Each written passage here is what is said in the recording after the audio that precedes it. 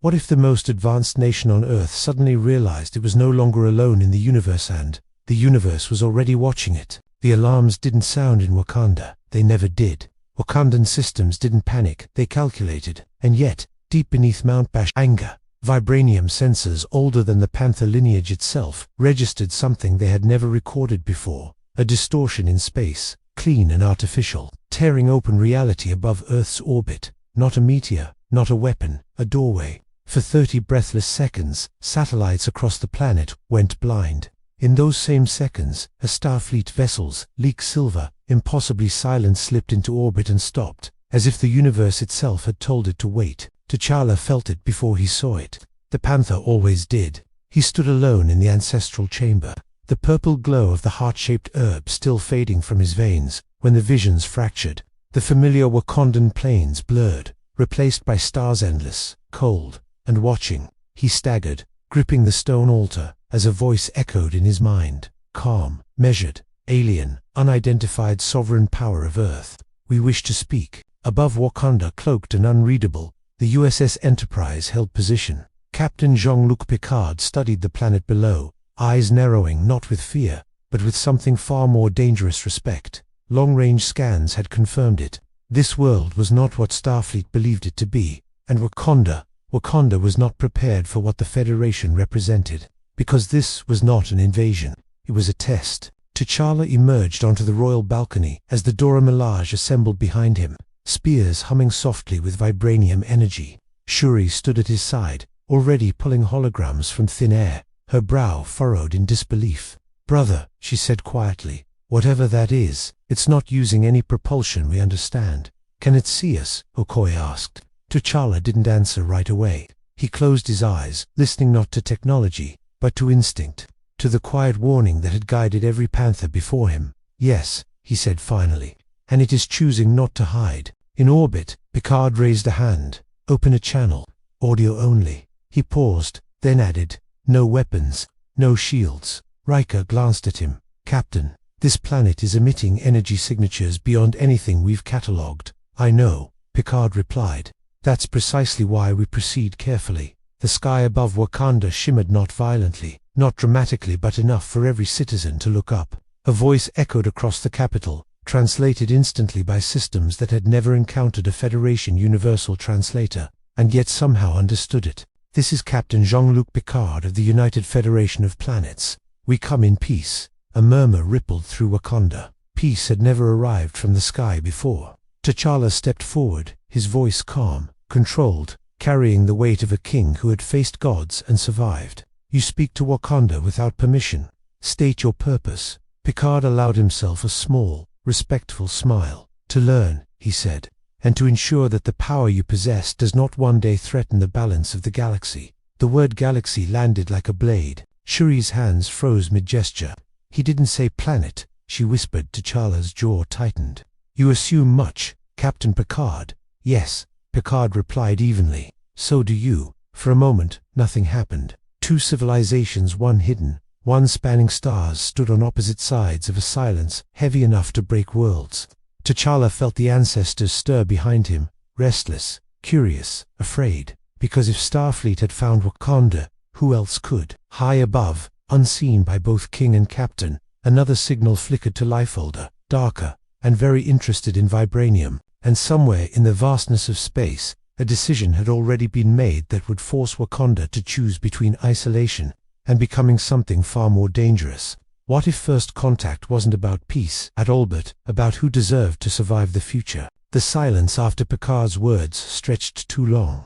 The kind of silence that carried weight, judgment, and unseen consequences. T'Challa felt it press against his chest, like gravity itself. Wakanda had hidden for centuries to protect its people from the world's hunger. But this was not hunger.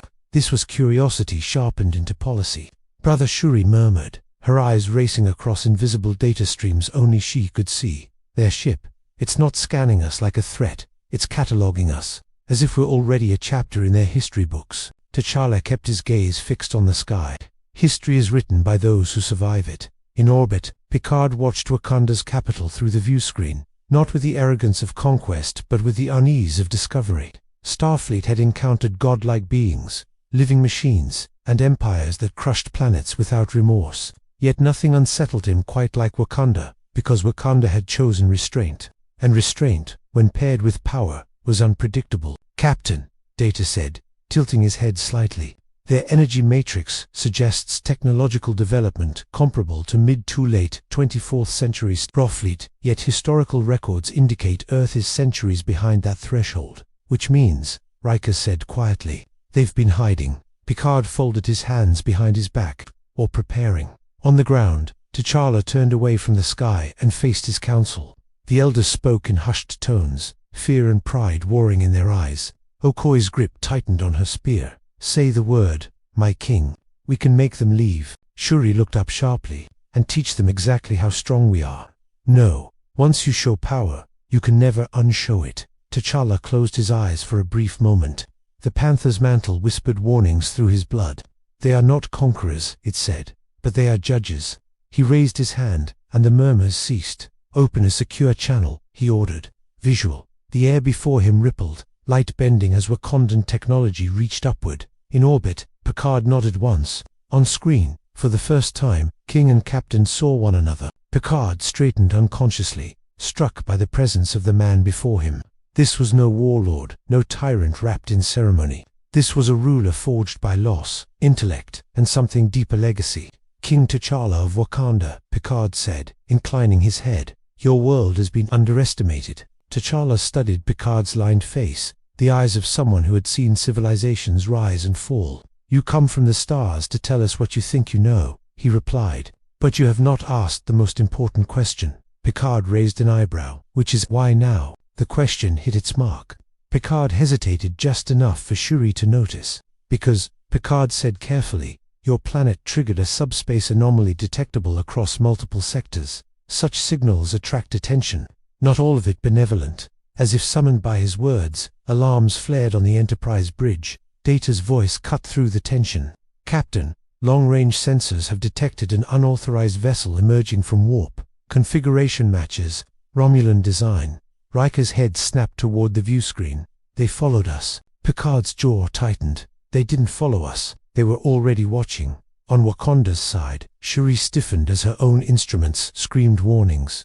"Brother," she said urgently, "another ship just decloaked beyond the moon. It's using active stealth far more aggressive than theirs." Okoye's voice dropped to a growl. "Enemies, potentially," Picard answered, hearing the panic ripple through Wakanda's channel. "And unlike us, they will not ask permission." The Romulan warbird slid into view above Earth, green disruptor banks glowing like predatory eyes. Its commander's voice cut through every open frequency, cold and amused. "So," the Romulan purred, "this is the secret Earth has been hiding." Such power wasted on isolation. T'Challa felt something ancient stir within him, not fear, but resolve. "You brought war to our doorstep," he said to Picard, his voice steady but edged with steel.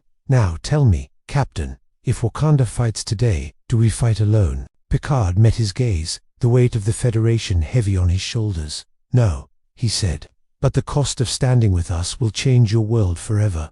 Above them all, the Romulan ship began to power its weapons, and in that moment, T'Challa understood the true test had begun, not of strength, but of choice. What if the first war Wakanda fought beyond Earth decided whether it would remain a secret or become a legend across the stars? The sky over Wakanda darkened not from clouds, but from the shadow of something vast and alien sliding between the sun and the planet. The Romulan warbird loomed in orbit like a verdict already passed. Green energy coiled along its hull, weapons charging with a soundless menace that made even Wakandan shields hum in uneasy response. T'Challa did not look away. "Full planetary defenses online," Shuri said, her voice tight but controlled as holographic schematics flared around her. "Their weapons operate on a matter disruption principle. Dangerous, but inefficient against Vibranium lattice, if tuned correctly." "Can you tune it fast enough?" Okoye asked. Shuri's eyes flicked to her brother. "I can try, but if they fire at full power they won't," T'Challa said quietly. Shuri stared at him. "How can you be sure?" "Because predators always announce themselves first," he thought. As if to prove him right, the Romulan commander's voice slithered through the air again. "King of Wakanda," the Romulan said, feigning courtesy, "your world possesses resources that will alter the balance of power in this quadrant. Surrender access to your planet and its technology, and your people will be preserved. A lie so old it almost sounded ceremonial. T'Challa stepped closer to the projection of Picard, his eyes never leaving the image of the warbird above. Is this how your galaxy works, Captain? Those with power are hunted. Picard's expression hardened. Too often. Then hear me, T'Challa said, his voice carrying across open channels, across space itself. Wakanda does not surrender. Not to fear. Not to empires. On the Enterprise bridge, Riker exhaled slowly. I like him. Picard didn't smile. Red alert.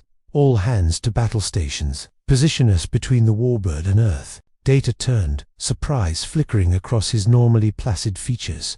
Captain, interposing ourselves will place the Enterprise at significant risk. Picard nodded. That is the point, Mr. Data. The Enterprise surged forward, shields flaring to life in a shimmering blue arc just as the Romulan warbird fired. Green energy lanced through space, slamming into Starfleet shields with a force that rattled the bridge. Consoles sparked. The ship groaned but held. On Wakanda, the shockwave rippled through the atmosphere, visible even from the ground. Citizens gasped, as the heavens themselves seemed to crack. Brother, Shuri said urgently, they're testing us. They want to see how we respond. Then we show them who we are. T'Challa replied. He raised his hand, and Wakanda answered. From hidden mountain peaks and beneath false lakes, Wakandan defense platforms rose for the first time in centuries. Sleek, angular constructs of vibranium unfolded like living things, their surfaces rippling as energy flowed through them. Beams of focused purple light stabbed upward, not in attack, but in warning, forming a lattice across the sky. On the Enterprise, sensors went wild. Incredible, Data murmured. Their planetary shield network is adaptive. It's learning from the Romulan attack in real time. Picard leaned forward. They're not just defending themselves. They're studying the enemy. The Romulan commander laughed, a sharp, mocking sound. Impressive, he admitted. But planetary defenses are meaningless when faced with orbital superiority. The warbird decloaked fully, its massive wings spreading wide. Disruptor banks flared brighter. Captain Riker warned, they're charging a focused strike. If they hit the planet they won't, Picard said again, echoing T'Challa's earlier certainty. Because in that moment, Wakanda struck back. Not with a blast but with silence. The warbird's weapons flickered, their glows stuttering as if reality itself had hiccuped. Romulan voices erupted in confusion over open channels. Our systems, someone shouted. Power levels are dropping. Shuri's fingers danced through the air, eyes blazing with fierce joy. Localized vibranium resonance pulse, she said. Non-lethal, it's scrambling their energy harmonics. T'Challa allowed himself a single breath of satisfaction. We do not kill unless we must. On the Enterprise, Picard felt awe settle into something heavier concern. They've disabled the warbird without firing a shot, he said softly. Imagine what they could do if they chose otherwise. The Romulan commander snarled, pride wounded. This is not over, Wakandan. You have revealed yourselves to the galaxy. T'Challa leaned forward, his voice low and unwavering. No, he said. We have introduced ourselves. The warbird limped back into cloak, vanishing into the void.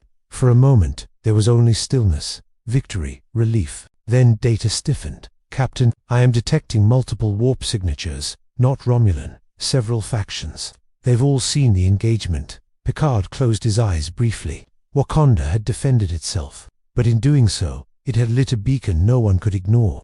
What if winning your first battle only guaranteed that far worse enemies were already on their way? The stars above Earth no longer felt distant. They felt crowded. On the Enterprise bridge, the tactical display bloomed with new contacts, dozens of faint signatures resolving into unmistakable shapes as they dropped out of warp at extreme range. Klingon cruisers, Ferengi, trade vessels masking military-grade sensors, even faint energy patterns that made Data's head tilt in unease. Captain, he said, voice carefully neutral, long-range analysis suggests at least 5 major powers have detected Wakanda's vibranium-based resonance event. Probability of covert observation 97%. Riker exhaled sharply. So that's it. The secret's out. Picard clasped his hands behind his back, eyes fixed on the planet below. Yes, he said. And no. He turned toward Data. They know Wakanda exists. They do not yet understand it. That ignorance may be the only shield left. On the ground, the celebration never came. Wakanda's citizens watched the sky in uneasy silence as the defense platforms slowly sank back into the earth, sealing themselves as if they had never existed. Children clutched their parents. Elders whispered prayers to ancestors who had never imagined such threats. T'Challa stood with his council, the weight of 1,000 futures pressing against his spine. "We have been seen," one elder said gravely. "Our path of secrecy has ended." "Or evolved," Shuri countered, though even she could not hide the tremor in her voice. "We can't unring a galactic alarm bell, but we can decide what kind of signal we become." Okoye stepped forward. "Then we prepare for war." T'Challa raised a hand. "No, we prepare for judgment." A new projection shimmered to life. Picard again, his expression somber. "King T'Challa," he said, "what happened today will echo far beyond this system. The Federation Council will demand answers. So will others less diplomatic." "And what will you demand?" T'Challa asked. Picard met his gaze without hesitation. "That Wakanda be given a choice, not forced into alliances, not coerced into submission. But understand this: remaining neutral will not keep you safe." T'Challa turned away, looking out over his city. For generations, Wakanda had thrived by standing apart. But the galaxy did not respect walls. It respected strength and intention. That night, T'Challa returned to the ancestral plane. The purple savanna stretched before him, stars burning brighter than he remembered. The panthers emerged from the tall grass kings and queens of old, their eyes glowing with wisdom and warning. "You have opened a door," his father said, stepping forward, "one that cannot be closed." "I did what was necessary," T'Challa replied. "To protect our people." "Yes," his father said gently, "but protection now requires more than hiding. The universe you face is vast and unforgiving." Another ancestor spoke, her voice edged with iron. "Power unused invites conquest. Power revealed invites challenge." T'Challa clenched his fists. "Then what is our path?" The ancestors did not answer immediately. Instead, the stars above the savannah shifted, forming images: Wakandan ships among the stars, Vibranium cities in orbit, and beneath it all, war, endless, consuming. "Your people will survive," his father said at last. "But Wakanda will not remain what it was." The Panther must decide, not just how to rule a nation, but how to stand among empires. T'Challa woke before dawn, the decision already burning in his chest. By sunrise, he stood once more before the council. "Prepare the outreach fleet," he said, his voice calm but resolute. "Not to conquer, not to submit, but to speak for Wakanda beyond Earth." Shuri's eyes widened. "You mean spaceflight?" "Full spectrum," T'Challa replied. "Defensive, exploratory, diplomatic. If the galaxy is watching us, then we will meet its gaze." Above Earth, the Enterprise received a final transmission. Picard listened as T'Challa spoke the words that would change history. "Wakanda will no longer hide. But understand this, Captain Picard, we will not be claimed." Picard allowed himself a small, solemn smile. "Then welcome," he said, "to the final frontier. Far beyond Federation space, in the shadows between stars, another presence took notice. One far older than the Romulans, one that did not negotiate, and it was hungry. What if stepping into the galaxy didn't earn Wakanda? Elizabeth marked it as prey. The first Wakandan ship to leave Earth did not look like anything Starfleet had catalogued. It did not burn through space with roaring impulse engines, nor did it tear reality open with warp in the crude, violent way most civilizations accepted as normal. Instead, it bent space quietly, elegantly sliding forward on waves of controlled vibranium resonance that rippled like heat through the void. To Starfleet sensors, it looked less like a vessel and more like a thought deciding to move. On the Enterprise bridge, silence followed the initial readings. "Incredible," Riker said under his breath. "That drive. It's not warp, not slipstream. It's like they're persuading space to get out of the way." Data's eyes flickered rapidly. "Preliminary analysis suggests near-zero subspace damage. If scalable, this technology could redefine interstellar travel." Picard did not respond right away. His gaze was fixed on the small Wakandan craft gliding beside the Enterprise, its dark hull traced with faint purple lines that pulsed like a living heartbeat. "Or redefine interstellar war," he said finally. Inside the Wakandan ship, T'Challa stood at the center of a circular command chamber. There were no chairs, no rigid hierarchies, only flowing holographic interfaces and soft ambient light. Shuri moved around him, hands weaving through layers of data. "We're broadcasting on open diplomatic frequencies," she said. "Federation, Klingon, Ferengi, even some fringe channels, and T'Challa asked, "And everyone is listening?" She replied, "No one is answering." Okoye shifted her stance, armor catching the light. "They're measuring us, waiting to see if we stumble." T'Challa nodded. "Then we will not." But even as he spoke, a warning pulse flared crimson across the chamber. Shuri's smile vanished. "Unknown vessel just crossed into our sensor range," she said. "No warp signature, no standard propulsion." On the Enterprise, Data stiffened. "Captain, this matches no known alpha or beta quadrant design." The view screen filled with darkness, then slowly resolved into a shape that seemed almost organic, angular, asymmetrical, and wrong in a way that made the eyes resist focusing on it. Green energy veins crawled along its surface like living scars. Picard felt a chill he hadn't known in years. "Hail them." There was no response. Instead, a new voice cut through every channel at once, layered and resonant, as if many throats spoke in perfect unison. Vibranium source confirmed. Biological resistance anticipated. Adaptation in progress. Shuri's breath caught. "Brother," she whispered, "they're scanning us the way we scan raw materials." Okoye's hand tightened on her spear. "Say the word." But T'Challa was very still. He remembered the ancestors' warning. Power revealed invites challenge. On the Enterprise, Picard's voice was sharp. "All ships, raise shields. Prepare evasive maneuvers." Too late. A beam of sickly green light lashed out not at the Enterprise, but at the Wakandan ship. Space screamed as the beam struck, energy cascading across the hull. Wakandan shields flared, adapting instantly, violet patterns blooming and reconfiguring in real time. Shuri's fingers flew. "They're trying to map Vibranium's frequency." "Can they?" T'Challa asked. "They can try," she said through clenched teeth. "But if they learn..." The alien vessel shifted, its structure changing as it observed. Armor thickened, energy flows rerouted. It was learning. Data's voice carried a rare edge of urgency. "Captain, this vessel is modifying itself to counter Wakandan defenses. Rate of adaptation is increasing exponentially." Picard's face hardened.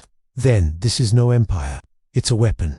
The alien voice returned, louder now. "Resistance confirmed. Resource value exceeds projections. Planetary harvest recommended." The word harvest echoed like a death sentence. T'Challa stepped forward, activating the external channel himself. His voice cut through the chaos, calm and absolute. "You have crossed into Wakandan protection. Withdraw." For a moment, just a moment, the alien vessel hesitated. Then its weapons powered up again, stronger than before. And T'Challa realized the terrible truth. This enemy did not fear power, diplomacy, or even defeat. It only learned. What if the enemy Wakanda faced could not be reasoned with, intimidated, or even truly defeated, only delayed? Space bent violently as the alien vessel surged forward. No longer cautious, no longer observing. It had decided.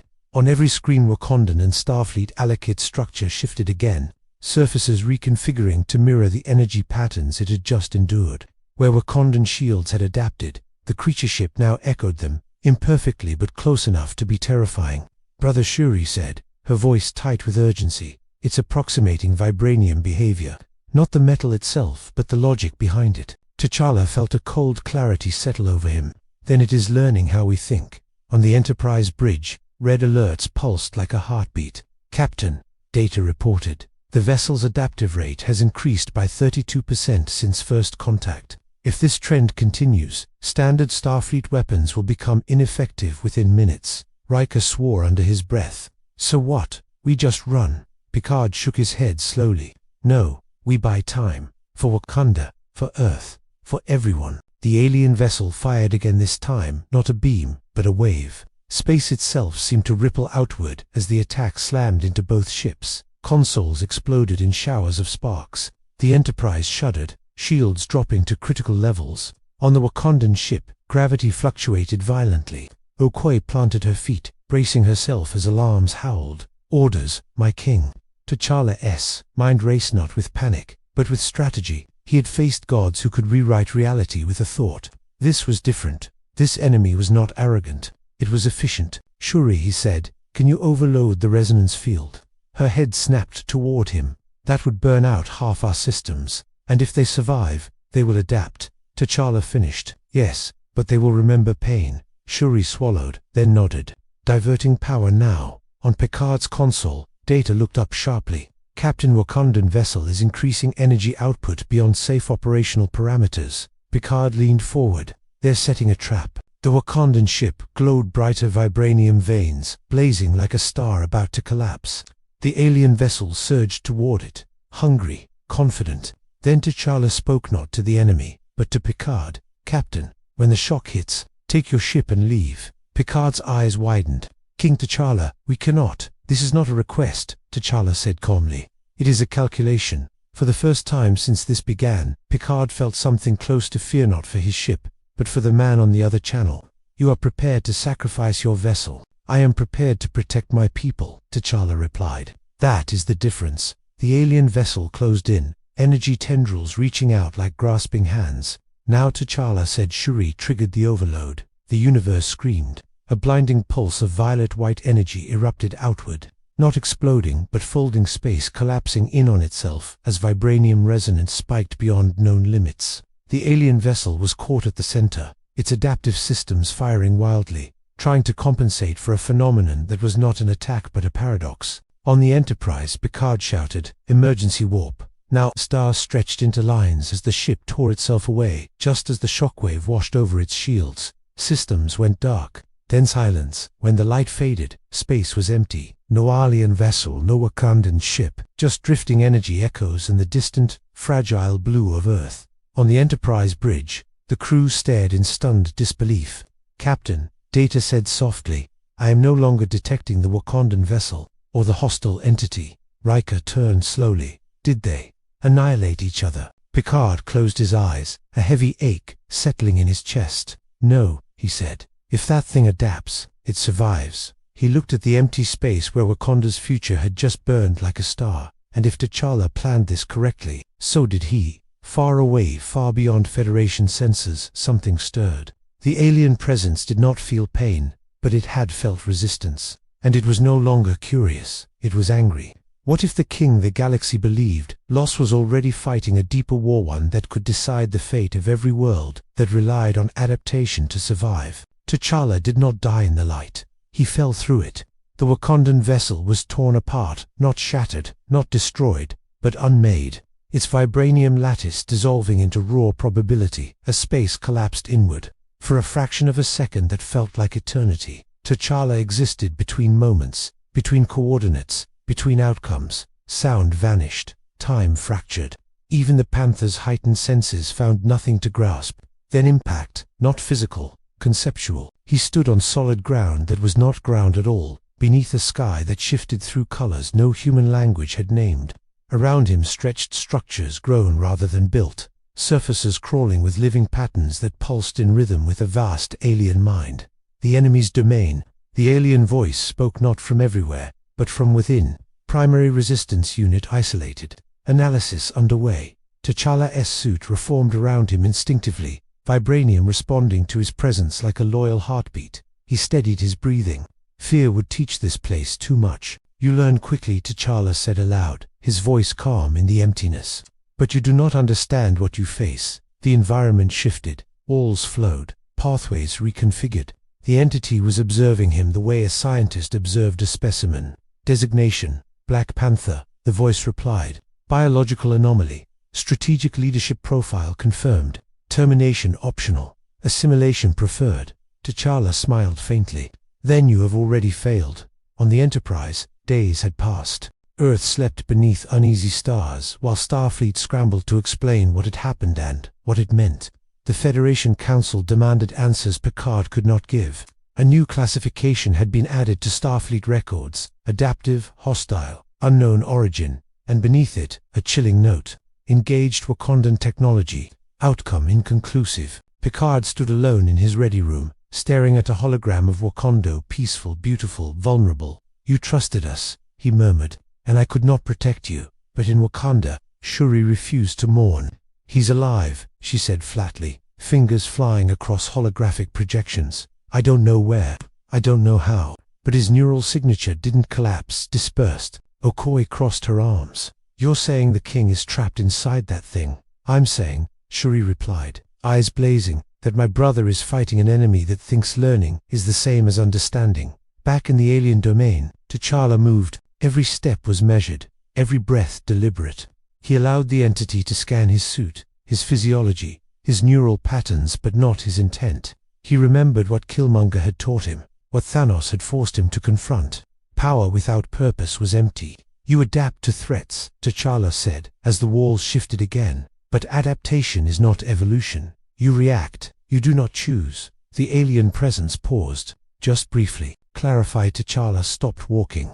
You consume what resists you. You become what defeats you. But tell me, when everything is the same, what are you? The space around him trembled. Not violently, uncertainly. You seek to destabilize core logic, the voice said. I will compensate. You cannot compensate for meaning, T'Challa replied.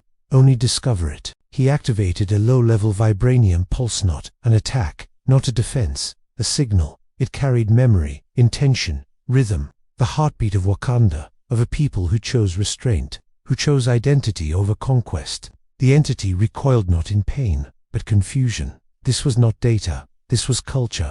On Earth, Shuri gasped as her instruments lit up. He's broadcasting, she whispered, through their system. Picard's communicator chirped moments later. Captain Shuri said, barely containing emotion, the king is alive, and he's inside the enemy. Picard straightened. Can we reach him? No, Shuri said softly, but he's changing them. Far beyond known space, the adaptive entity hesitated for the first time in its existence, because for the first time, it had encountered something it could not replicate. A choice, and T'Challa stood at the center of it. Knowing the final question was no longer whether Wakanda would survive, but whether the galaxy itself was ready to learn what it truly meant to be powerful. What if the final battle for the galaxy wasn't fought with weapons, but with the refusal to become what your enemy expected? The adaptive entity had never known stillness. From the moment it came into existence, it had moved, consumed, learned, replicated. Civilizations were equations. Resistance was refinement. Survival was inevitability. But now, with T'Challa standing at the heart of its living domain, something unprecedented spread through its vast consciousness. Hesitation. You introduced non-quantifiable variables, the entity said, its voice no longer perfectly unified. Subtle fractures rippled through the space around them. Identity, purpose, sacrifice. These concepts reduce efficiency. T'Challa met the shifting walls with unblinking calm. They give it meaning. The entity tried to adapt, restructuring its internal logic, rewriting pathways to incorporate what it had learned. But culture could not be stripped down into usable components. Memory resisted compression. Choice refused to be optimized. For the first time, adaptation produced instability. Across light years, sensors flared. On the Enterprise bridge, Data looked up sharply. Captain, the hostile entity's energy signature is fragmenting. Its internal systems are no longer converging toward a single optimal state. Picard's breath caught. It's conflicted. In Wakanda, Shuri watched the data streams cascade into beautiful chaos. He didn't fight it, she whispered. He infected it. With us. Within the entity, T'Challa felt the pressure mounting, not from attack, but from contradiction. The being tried to become Wakandan, to incorporate vibranium resonance and panther instinct, but in doing so, it fractured its core directive. You will cease, the entity said, uncertainty bleeding into its tone. Your presence destabilizes collective survival. T'Challa nodded once. Then let me go. Silence. You represent a pattern I cannot resolve, the entity said. If released, others may adopt it. Resistance will increase. Yes, T'Challa agreed. And so will choice. The entity understood then, not fully, but enough. Survival without identity was hollow. With a final, immense contraction, space folded outward. The living structures dissolved into streams of light, and T'Challa felt himself falling again, this time away. He awoke to stars. The Wakandan ship reassembled around him in a cascade of violet light, systems rebooting as if guided by unseen hands. Shuri's voice burst through the channel, breaking at the edges. Brother, don't move. Just don't move. I am here, T'Challa said softly. On the Enterprise, Picard allowed himself a rare, unguarded smile. The adaptive entity did not pursue. It withdrew beyond known space, its fragments scattering. No longer a single, perfect predator, but a question echoing through the void. Worlds would face it again one day, but they would not face it unprepared. Wakanda returned to Earth, not as a secret, nor as an empire, but as a presence. In the months that followed, Wakandan envoys stood before the Federation Council, before Klingon High Command, before powers that had once dismissed Earth as primitive.